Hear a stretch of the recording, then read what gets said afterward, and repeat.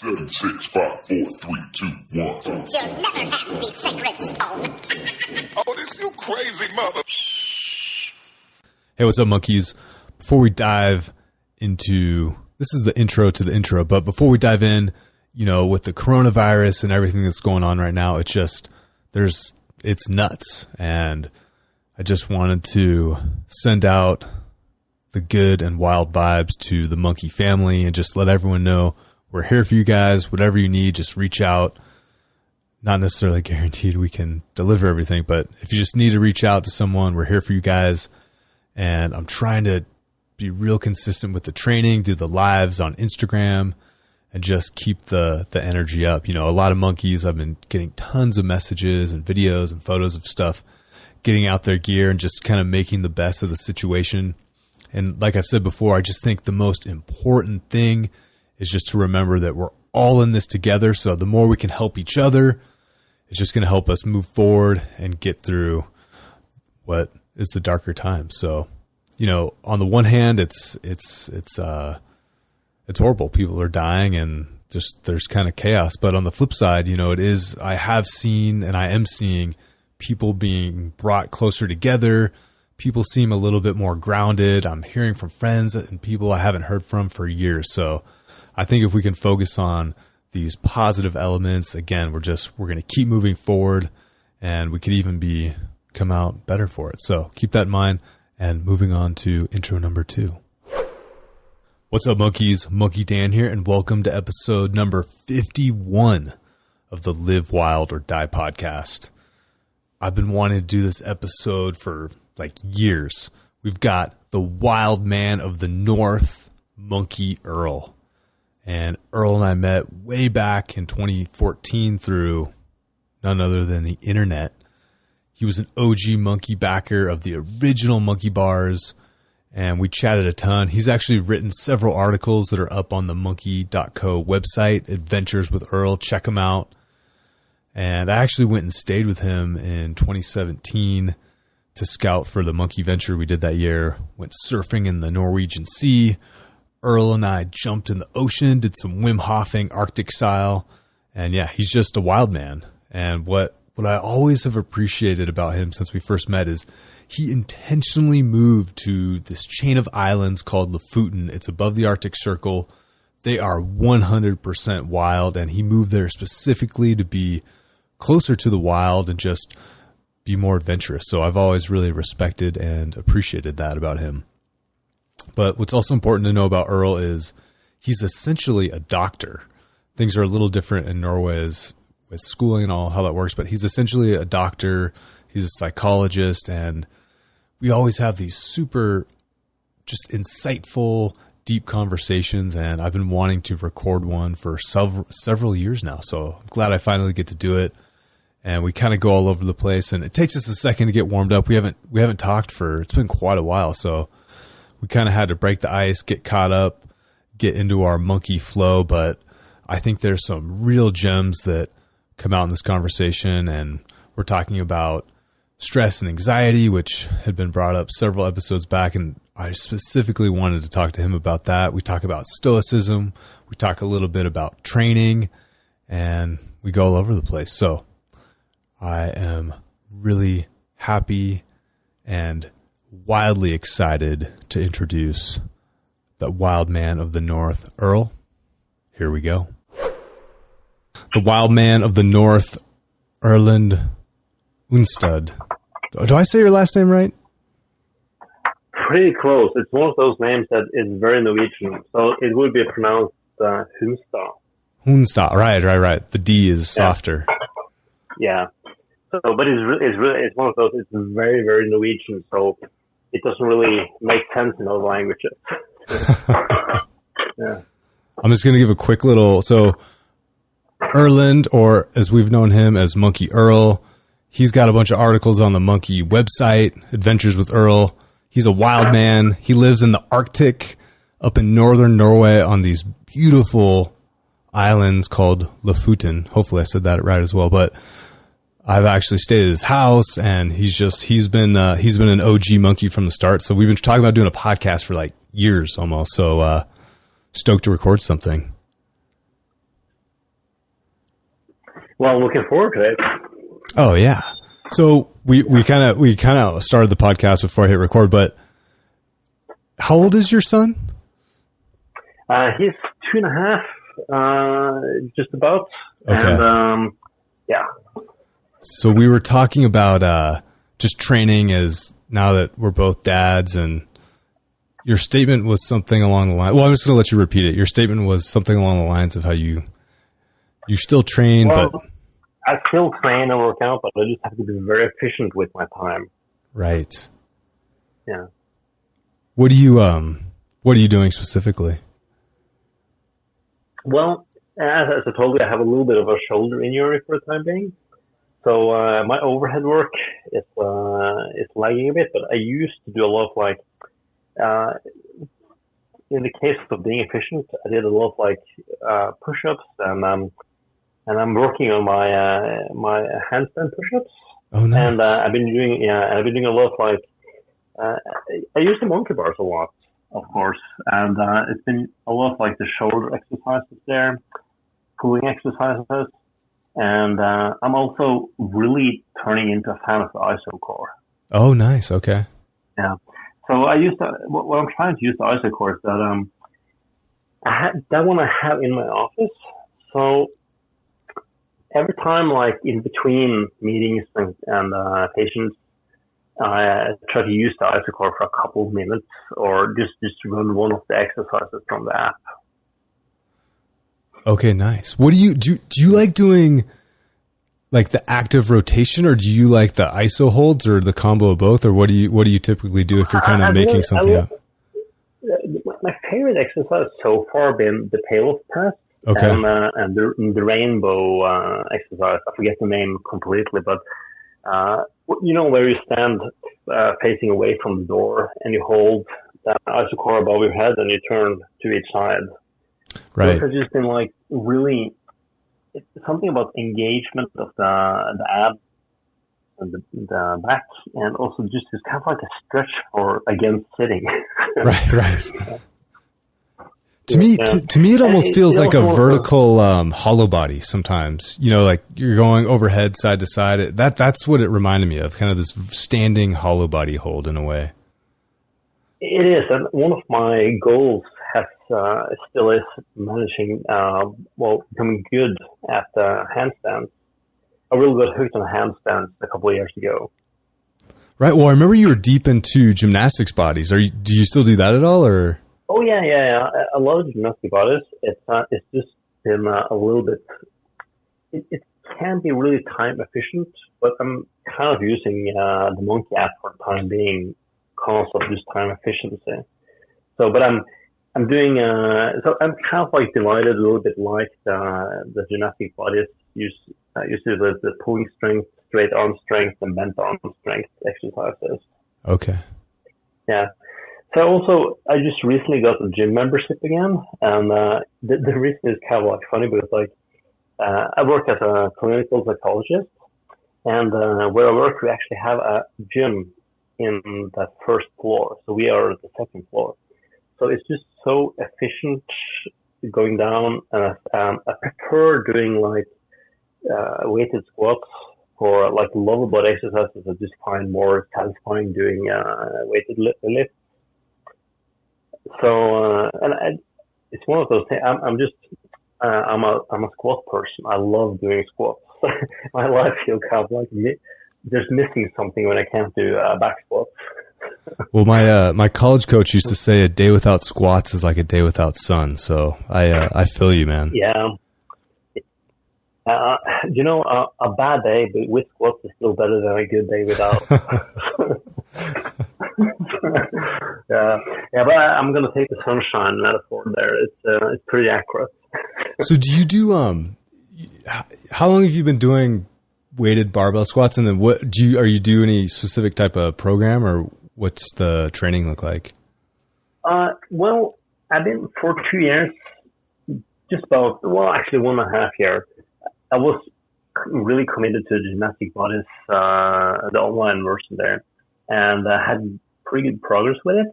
I was following, especially there's 3 stretch sessions. So there's the the bridge session, the front squat, and the middle squat. No, sorry, not squat. The middle split and the front split. So I was doing those.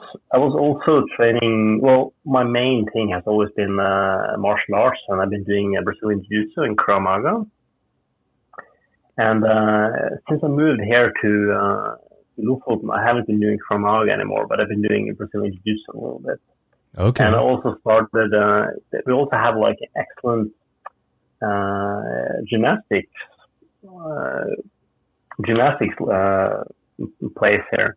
Oh, right. So, So I've been training. So I started gymnastics for adults. It's all, I guess. Do you normally have like in the United States? Like I used to live in Atlanta for a year for exchange student. So I was on the wrestling team. But I'm not sure if it's normal to have gymnastics at school, or if that's like something you do on your spare time. Yeah, I don't know. It's strange because, the U.S., has done well in the gymnastics, but it's not like this, I don't remember really anyone that did it growing up. Maybe they did like a class when they were younger or something, but at colleges, at the collegiate level, there's definitely gymnastics, but it's strange. That was what I was thinking. It was like, I remember that was a big culture change for me, that everything was connected to your school when I lived in Atlanta. That was a really big thing, because like in Norway, it's just like you join a team after school activities. Right. I remember you mentioning that before. Yeah. So that's one of the it's an interesting thing in Norwegian culture, that it's a very active sports community, and it's run by volunteers. Oh wow! Okay. Yeah.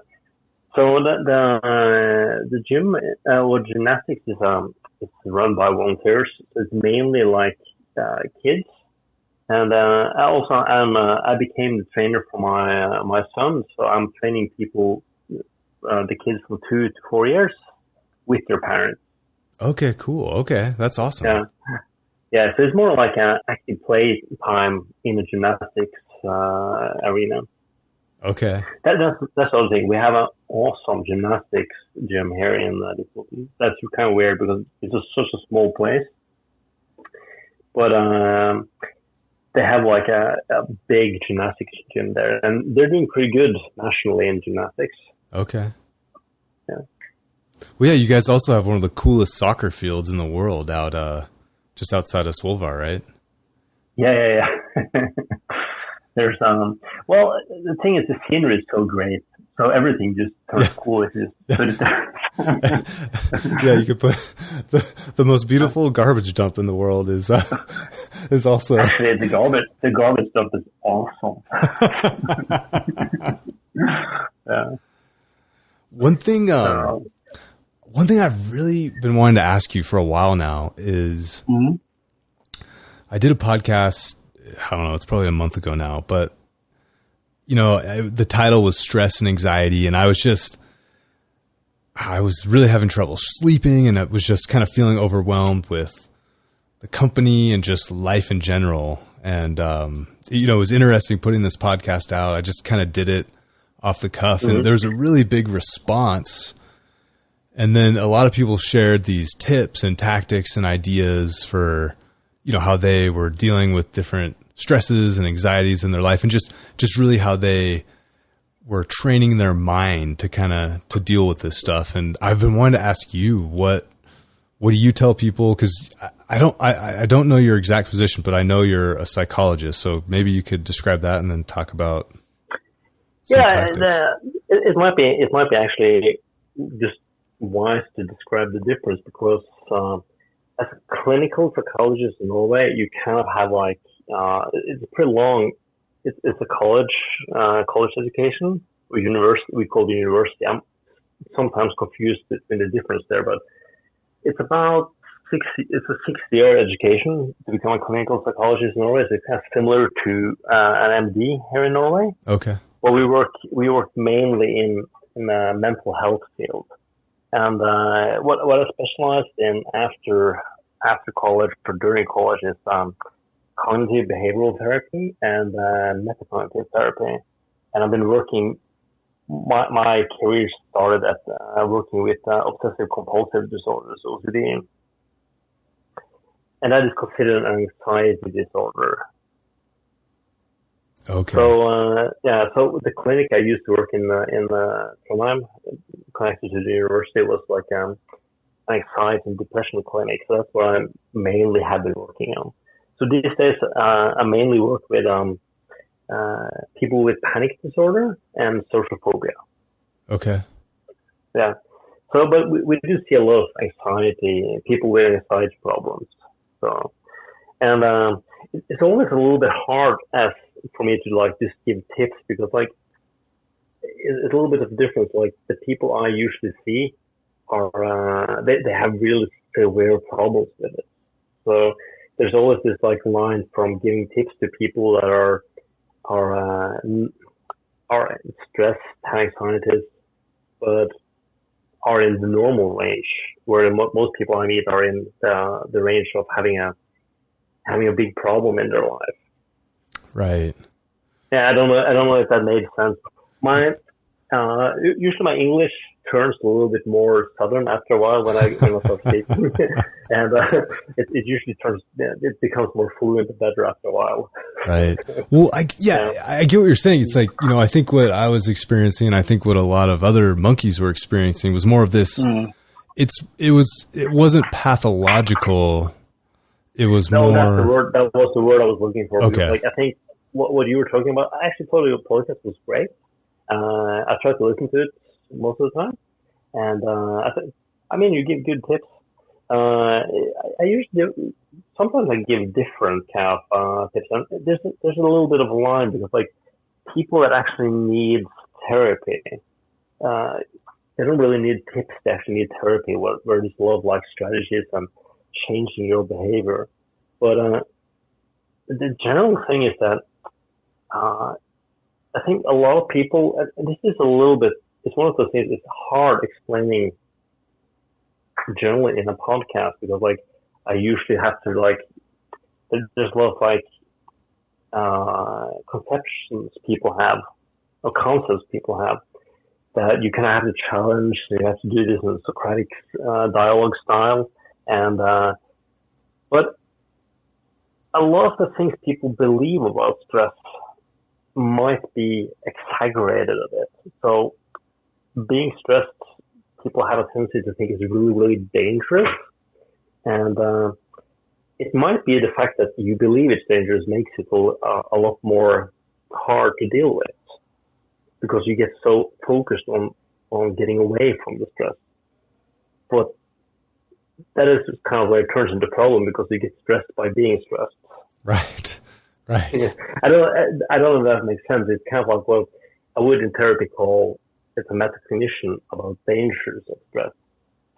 And a lot of people are trying to avoid natural responses from the body. And that is usually kind of like, it's hard. So, the natural, and it just pop up there. So a lot of the time, avoiding stress becomes so stressful that that's really what hits you. Right. No, that makes a lot of sense. That's, I just finished The Obstacle's the Way. I just finished. It's a very stoic way of being. Oh yeah. It's what I'm hearing you say is stoicism for sure. Yeah. For those a little bit nerdy and interested, I would recommend the book, Anxiety and Depression Metacognitive Therapy for Anxiety and Depression by Adrian Wells, the British guy. And we have a lot of like success working with those kind of theories there. And those are actually quite stoic, probably more stoic than the more classical CBT or cognitive behavioral therapy. But I think it's interesting that like stoicism has gained a lot of like popularity lately, and I think it's great because like it's pretty good advice. But it's kind of funny because like it's cognitive behavioral therapy has been based on kind of like a stoic attitude and philosophy though. Oh, absolutely. Yeah. It's been super interesting seeing how I think here in the States, especially it's like this polarization where there's some people that they're really diving headfirst into stoicism and really embracing the obstacle. And then there's kind of this other side or they're, the Stoic side is more they're embracing stress and challenges and all these things, and the other side is just seeking comfort kind of at any cost. So it's a really interesting dichotomy. Yeah, and I think also it's always a little bit loaded for me to talk about these things, because like I do listen to a lot of like American podcasts, and as I said, I have lived in the United States. I can't understand the culture of it. Norwegian culture has very many similarities, but still is a big difference there. And one of those things is like we become more and more like I would say like Norway is kind of like the 52nd state or something, because we're getting pretty similar to the United States. and I think we easily get friends. The culture divide is not that big, but it's interesting that we used to be a little bit more rugged. I mean, we used to be white. So, and I think kind of like the frontiers attitude that you used to have more in the United States probably was more stress-reducing in many ways, because like you just embrace the stress there. But this is also one of those points you can't give this as a general tip to people or general advice, because like a lot of people actually are under so much stress. Like it could be financial, it could be like they're threatened by violence and stuff. So there's a lot of things you have to like check out first there. But in general, avoiding stress is one of those things that makes you very stressed.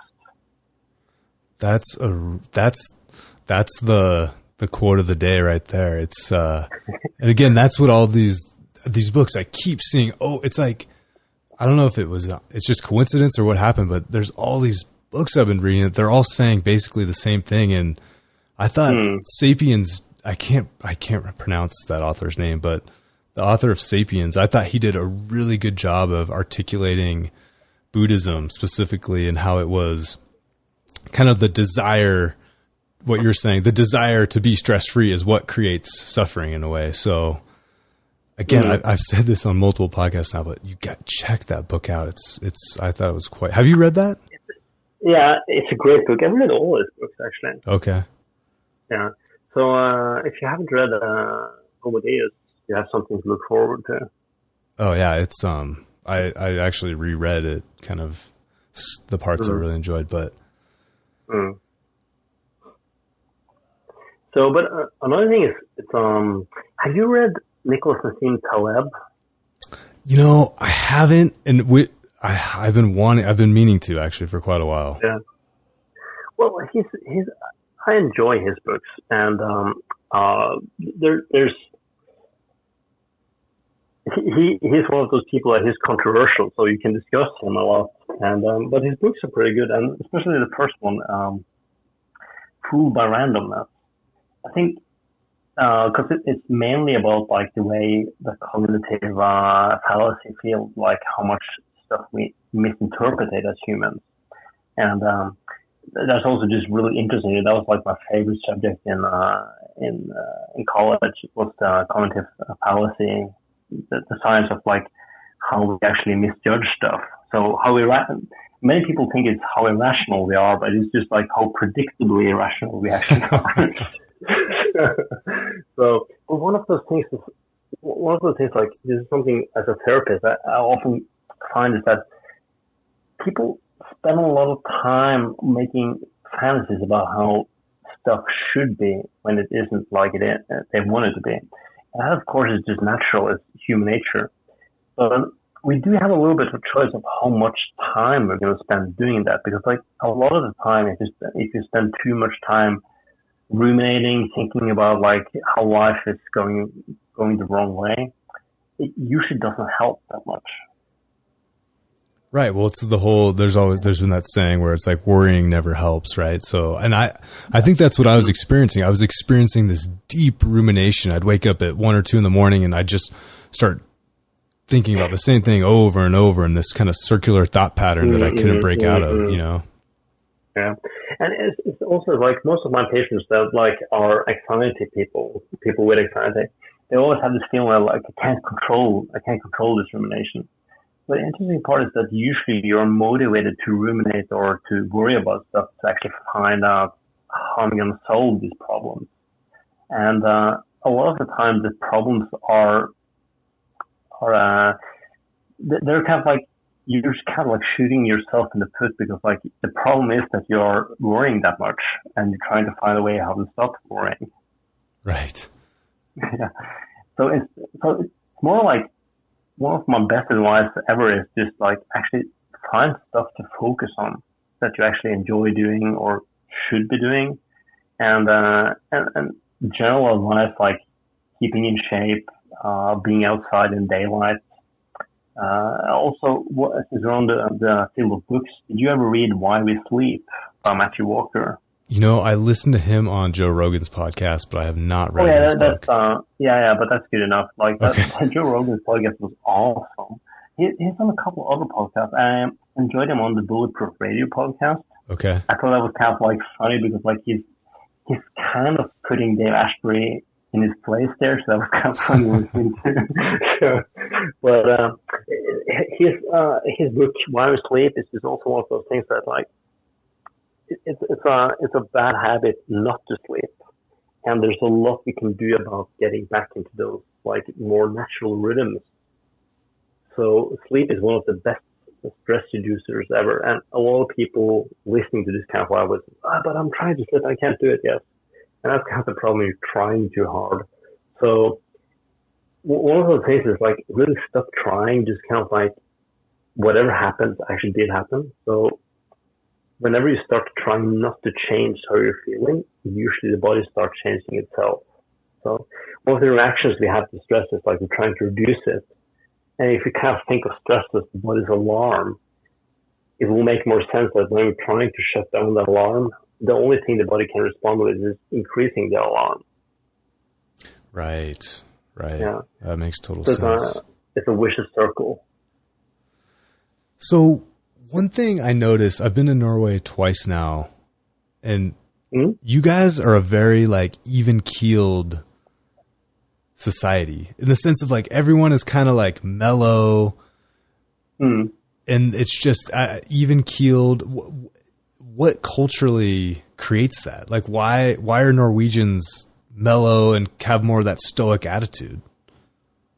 Well, I think one thing, and this is a very important point, is it's easier to be that way in Norway because like the economy is pretty good, and we have most people. I mean, most people have enough money. I think you can never take away money from the equation. So if you actually are hustling for your next meal, it's really hard being mellow. This is a really important point.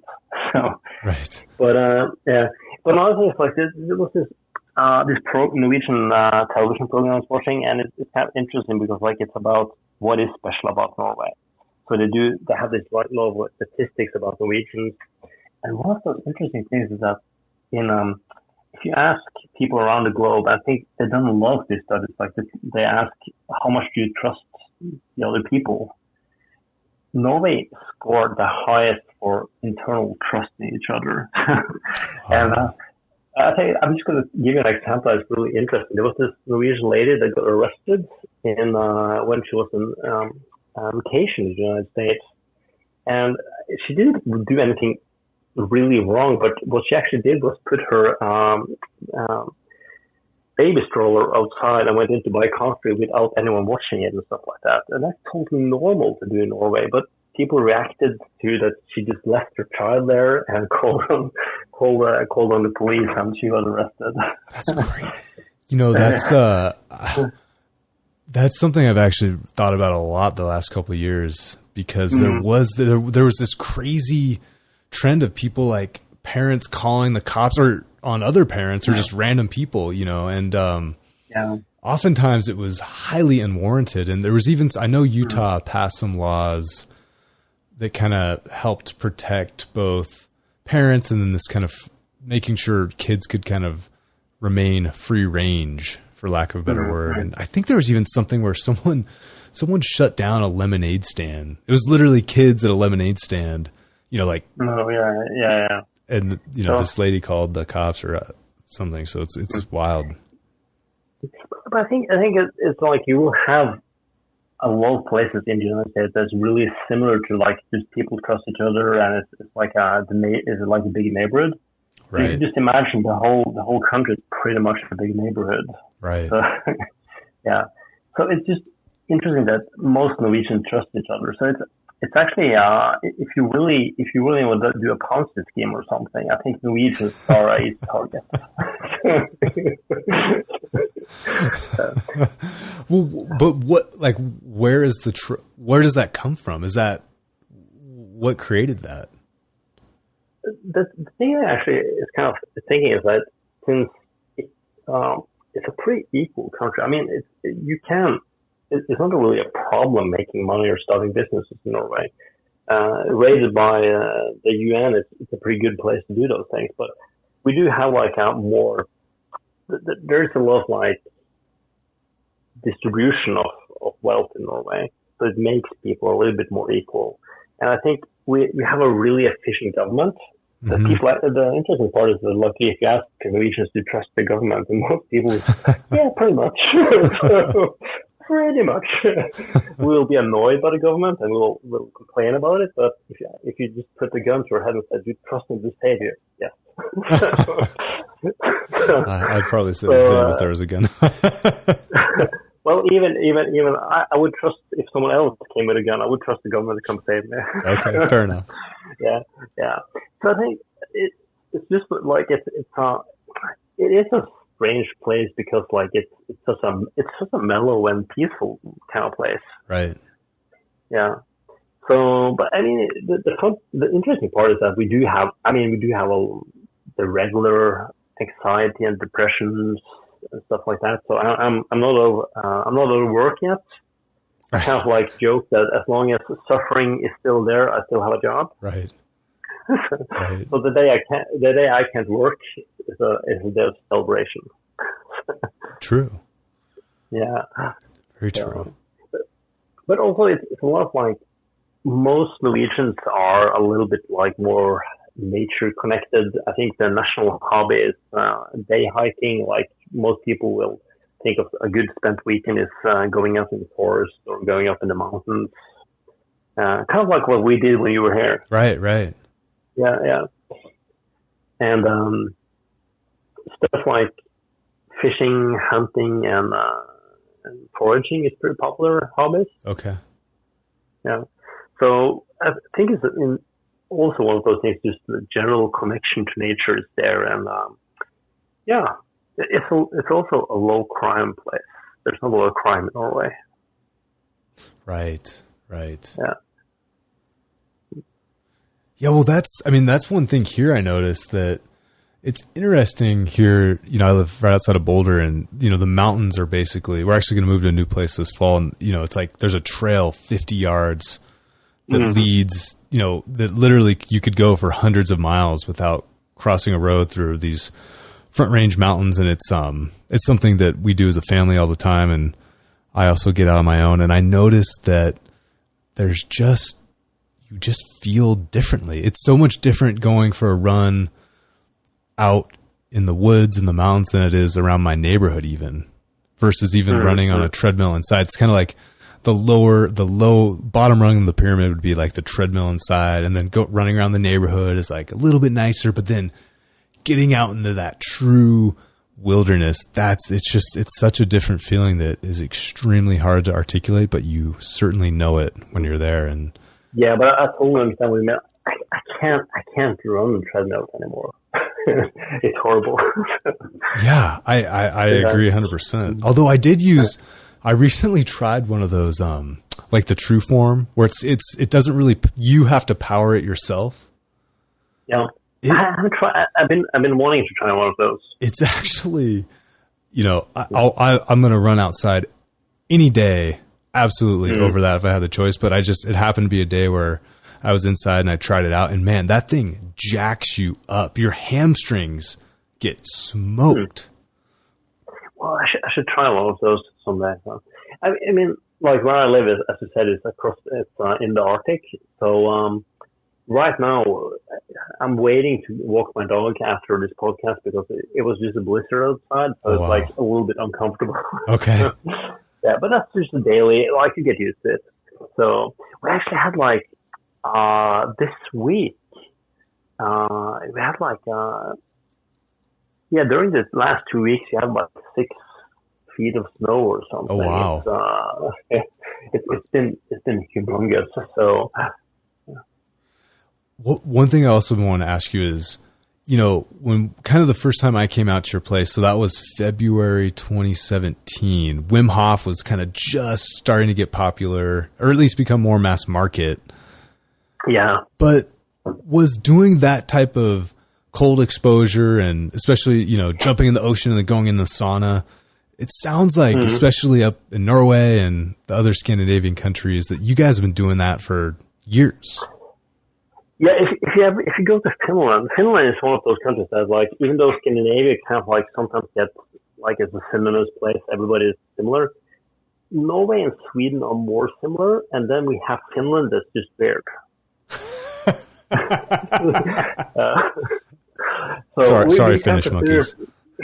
Yeah, we can't consider Finland or like cousins. We don't understand.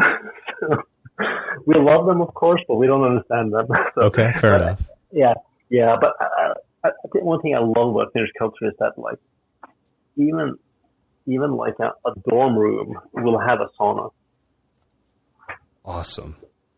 Yeah. So it's like the most populated sauna place in the world. So everybody needs. I think if you're gonna like just rent a room somewhere, or like if students rent a room, I think they kind of have to have availability of a sauna. I think that's a demand they would push there. So the Finnish are really they use a lot of the saunas, and they also do like they pretty much have the thing that they sit in the sauna and they run out in the snow, and that's also a pretty Norwegian thing to do. It's more popular in Finland, but it's pretty Norwegian also. And I think one of the fun parts was that I got really interested in Wim Hof. Remember, I took you hopping when you were here. Oh yeah, we did some hopping. It was awesome, man. Yeah. So I think one of the fun parts is that, like, one of the older people I worked with, she was a psychiatrist, and she recently passed away from cancer. But she'd been ice bathing in the ocean pretty much her whole life. Oh wow! Yeah, and she got pretty old and she had really aggressive cancer, but she was like, I think this just made an impression on me. This is an anecdote, another proof, but she's been declared almost dead like 5 times. She rebounded, and like, even though the cancer had spread and everything, she kept coming back, and she still continued until she died with that bathing in the ocean. And she really said, "This is what keeps me alive." Yeah. So and they kind of like have. I think the most interesting part is that a lot of women around in Lofoten have this women's club where they go bathing in the ocean during the winter. Okay. Yeah. So it's been pretty popular in Norway, ice bathing for a long time. I think it's just my idea is that you had to have something to do in the winter. Right. So why not? Right. So for me, the Wim Hof method was really just like, I thought it was all fun. The whole concept is kind of like interesting and fun, but it really was something to do in the winter. Yeah, well, it was, it became, when I was out there, it became not a whole day's activity, but certainly it could become a couple hours, no problem. And then even up at the surf camp as well, Mm. Yeah, we had I remember, I lived in a sea cottage at the time you were there, so we just jumped from my living room, actually. Yeah, pretty much. Yeah. Yeah, and it was pretty cold when you were here, because I think it's like, was that like minus 15 Celsius? It was. We had a lot of we had to like poke hole in the ice, even in the ocean part there. Yeah, it was no joke. In Colorado, like it was cold here. I think I checked one time. The temp in Colorado was actually colder than Norway, but there's just so much more moisture in the air there. It bites so much harder up there. It's a very dry climate here, but man, up there it's like that. I was cold the whole time I was there. Yeah. Also the wind there is it's horrible. Yeah. Oh yeah. Yeah. My hometown of Bodø is called the city in the wind, and it's in the same latitude as Lofoten. It's just on the mainland, not on the island. But we had this joke that people from Bodø, whenever we get off the plane in, for example, Oslo or southern part of Norway, we just fall over because we can't support ourselves without the wind.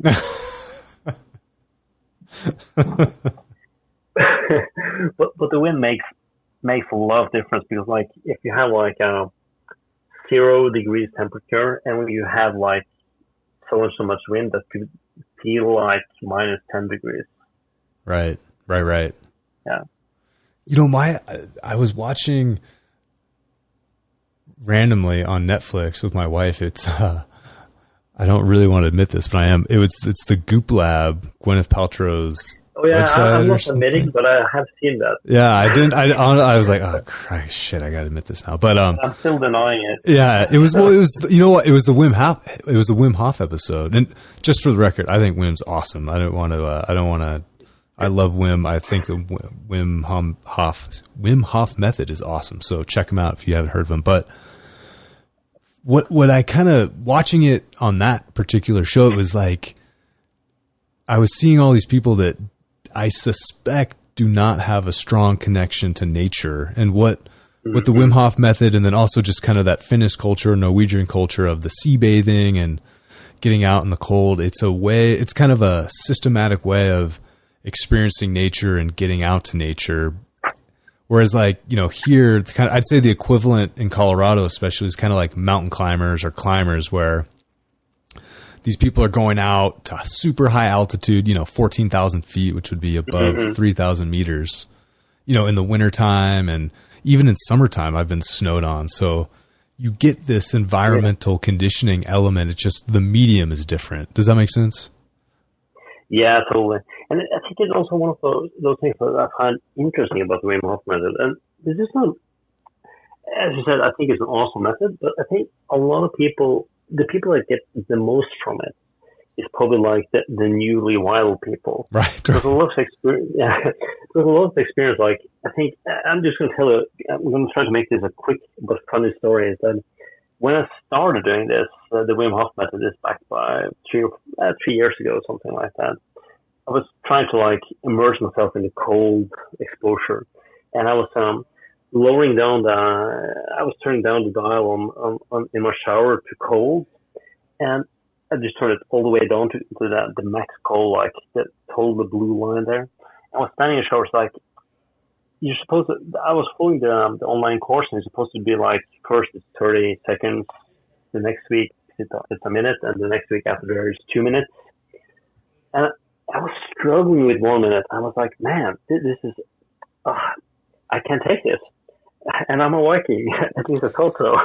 So I got a little bit hurt. And I was searching the Wim Hof group on Facebook for some advice. And I kept popping up like people, I just did 5 minutes. I'm like, man, why can't I do this? And the next day, this was the fun part, is I suddenly had no water because the pipes had frozen. That was when I realized I haven't checked this climate these people are in. And most of the other people were in like Indonesia or like San Francisco and stuff like that. So what I forgot to think about was my actual water temperature. And my actual water temperature was broken pipes cold. Well, yeah, your water coming out of your shower is probably 33 degrees, and in San Francisco, it's like 55, Yeah, I just didn't calculate those days. I just felt bad. My pride got hurt. So that was when I realized that I probably was overdoing it a bit. And don't take advice from Southerners. Right. Yeah, but that was just the fun part, that like I I didn't think about like what was I doing. So when I figured out that like I think it's recommended in the Wim Hof method to start like the cold is defined by below 16 Celsius. I'm not sure what that is in Fahrenheit, but it's tolerable cold. Oh yeah, I think that's maybe around. I want to say I can look it up here. It's 16 Celsius to Fahrenheit is oh wow, it's 60 degrees. That's casual. That's casual. So, but that's like the recommended at least starting point for most people. I think most people actually feel that is pretty cold because like they usually when they shower they probably use like twice the temperature. Right. Yeah. So and it's also running colder feels a lot colder than sitting still in cold water. So taking an ice bath is somewhat easier than taking a cold shower if you have cold enough water in your pipes. Right. Yeah. So, but I think one of those like experiences people have is that it really turns on your system. It's when you talk about stress reactions, cold temperatures are extreme stress reaction and it's painful. It's a very good indicator of how much pain you can take also. So just the experience of that you survived, I think is just awesome for people that hasn't tested it out. Oh yeah, I'm. So you kind of Please continue. Sorry. Just go on. Yeah, please continue. No. Yeah. I think just think that like you kind of feel so much more alive and you kind of like tap into the potential of human beings when you actually do those things. Like how much can you actually take? So that's also an interesting part of like I think that the stress reduction in the Wim Hof method is actually experience that you can take a lot more than what you taught. Right. Yeah, I think a lot of people, they don't realize what they're capable of for sure, whether it's pain tolerance or endurance or strength or just mental fortitude. It's a great exercise, the cold exposure to develop that. And then you get to jump in the sauna after. It's great. Yeah, it's great. So, yeah, and it's also they have the breathing part in Wim Hof method. I think it's one of those things you get a little addicted to it because like it's about the retention time, like how long time can you hold your breath on an exhale, and it's one of those things you get surprised when you first start experimenting with those things, like how long can you actually hold your breath. Right. I actually, it's funny you bring that up because I've been into the last maybe 2 or 3 months is the nasal only breathing, especially when doing whether it's going for a run or kind of doing more of a high intensity session. And it's crazy how I feel like I can go like 80 to 90% of intensity, but the way I feel, it feels easier. It's really strange. It kind of helps control my heart rate, and I haven't spoken too much on it yet because I want to explore it more and learn more. But I noticed almost an immediate difference. Yeah, you should try to interview. Like you should try to get Scott Carney that wrote the book "What Doesn't Kill Us" on the podcast someday. Right, Scott Carney, if you're listening, give me a call. Yeah, I think you should just give him a call because like. His new book, The Wedge, is going to have a lot of info about those things too, the nasal breathing part. Like he's been working with the oxygen advantage people. I think those are really interesting. If you haven't touched on those, I think Brian McKenzie has been working with the oxygen advantage people. Oh yeah. Brian McKenzie's super. He's deep into that as well. So yeah, it's kind of like the next frontier. Yeah. But all of those things are really interesting. I find playing around with those things it's really cool. So especially the nasal only breathing. It's like when I do kettlebells or monkeying, I usually try only nasal breathing. So yeah, it's again, it was the challenge I have is it's so dry here. I'll get when I first start doing it, my nose gets dried out, and then I get like an excessively runny nose, so I have to blow it, and then once. After the first minute or two, I can maintain it. But other than that, it's been, and the reason why I started, I was listening to, it might've been Brian McKenzie on the Ready State podcast, which is hosted by Kelly Starrett. And he was talking about how they had one of these, I think it was the girl from Australia, Tia.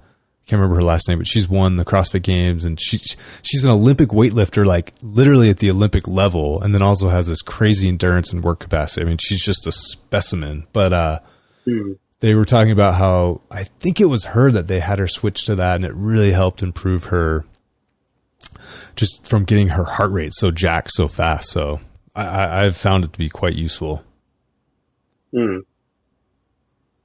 Yeah, I'm really interested in this. Like, I think one of the things I just got interested in Ocean Advantage was that I think I Googled, why is my nose stuffy all the time? So, and I felt like this exercise to unblock the nose, and I was like, oh man, this is really good. Oh, yeah. Yeah.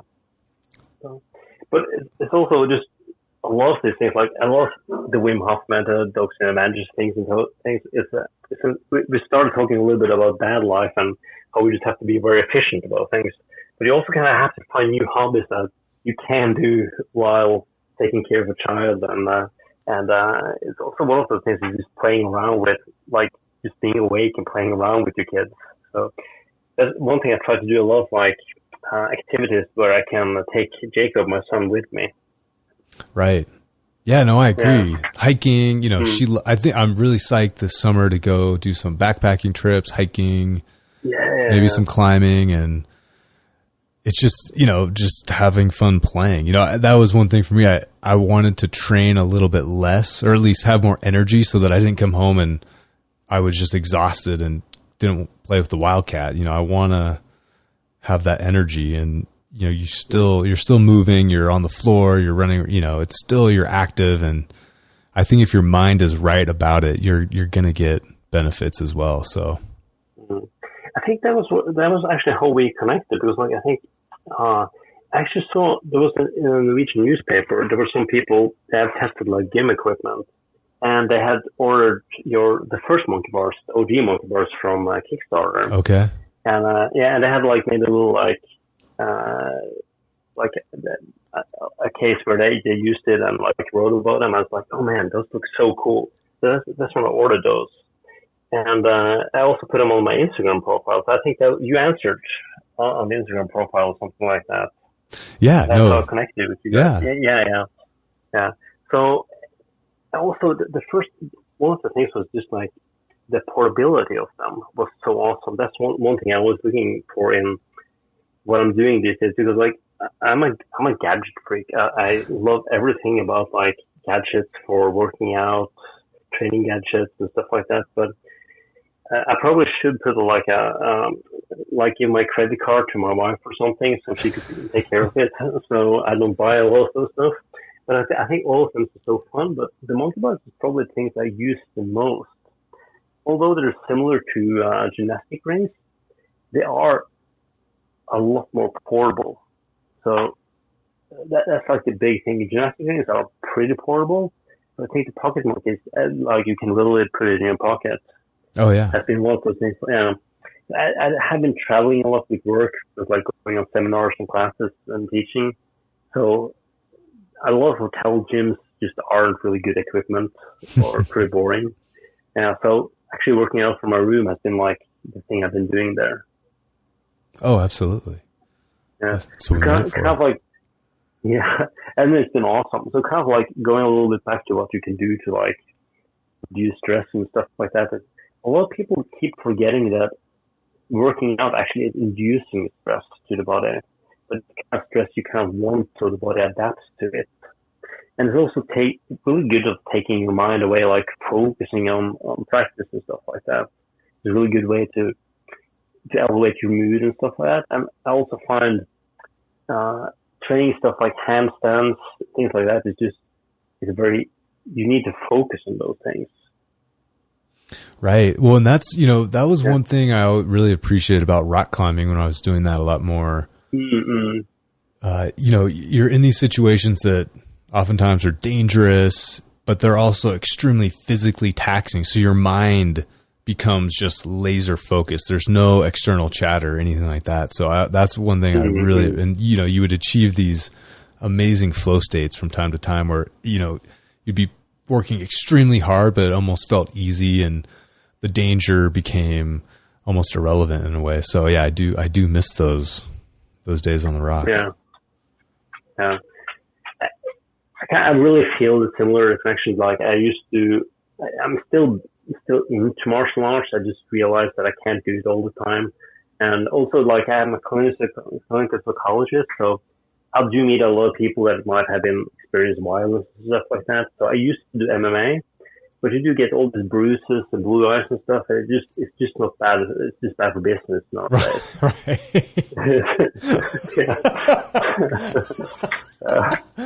Oh my gosh.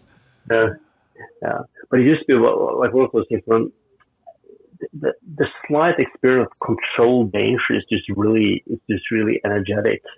So when other guys trying to hit you hard in the head, you just kind of sharpen up. Right. Oh, absolutely. Yeah. That'll sharpen up real quick. Yeah. So and I also enjoy doing. For some time I did Filipino martial arts with sword fighting and knife fighting, and that is also another edge to the sharpness, because like getting hit by, usually use sticks, but getting hit by a stick hurts a lot more than getting hit by someone's hand. I believe you. Yeah. So that's one of the fun parts. Well, do you have any final words of wildness and or wisdom for the monkeys? Well, I'm not going to give that much wisdom. I'm trying to gather it myself. So, but like, I think part of what drew, like, how me and you connected was like the draw for a while, kind of like just spending time in nature. And I think since we met the first time, I think this is the path I've been walking about. And I got really into foraging at some point. Like I started, we have a lot of like Norwegian blueberries are really, really good, especially because they grow across the Arctic Circle. So they have a really small window of growth in the summer. So that's one thing I like. I really enjoyed just spending time outside picking blueberries. And in the fall, I started like foraging for mushrooms. That's also been really funny.